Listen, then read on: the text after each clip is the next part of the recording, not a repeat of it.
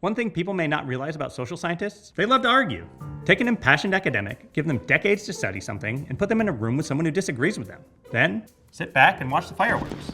But our arguments can power policy that's based on evidence and nuance. Take the minimum wage. A federal minimum wage was initially established back in 1938 at just 25 cents an hour. And for nearly 60 years, that's where it remained, a quarter an hour. Most social scientists during that time agreed that raising the minimum wage would lead to job loss, since employers would need to cut back costs in order to pay higher wages to the workers they retained. But this was based largely on theory, since there were few actual test cases that could provide hard evidence in either direction. Then, in 1994, a natural experiment occurred. New Jersey raised its minimum wage, while its neighbor Pennsylvania did not. Economists David Card and Alan Kruger compared the number of fast food jobs in towns near the Jersey-Pennsylvania border. Conventional wisdom would have anticipated large-scale job loss in New Jersey compared to Pennsylvania due to the wage increases. But Card and Kruger found that there was basically no difference. Increasing the minimum wage didn't lead to any negative effects on the employment rate.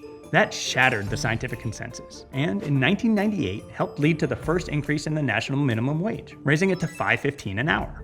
But social scientists, being social scientists, not everyone agreed with Card and Kruger's work.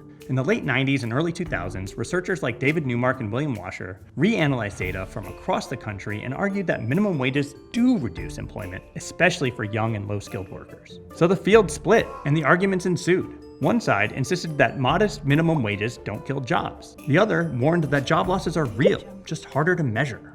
Over time, as studies piled up through the 2000s and 2010s, many economists came to agree that the answer lay somewhere in the middle.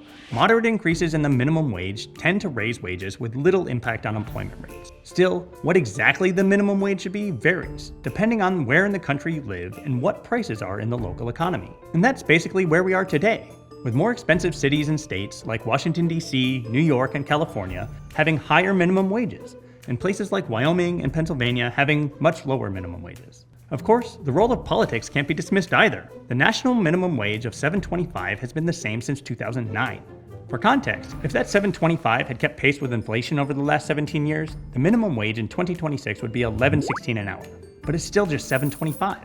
Not because of scientific evidence and consensus, but because laws are hard to change, and politics sometimes gets in the way of smart policy.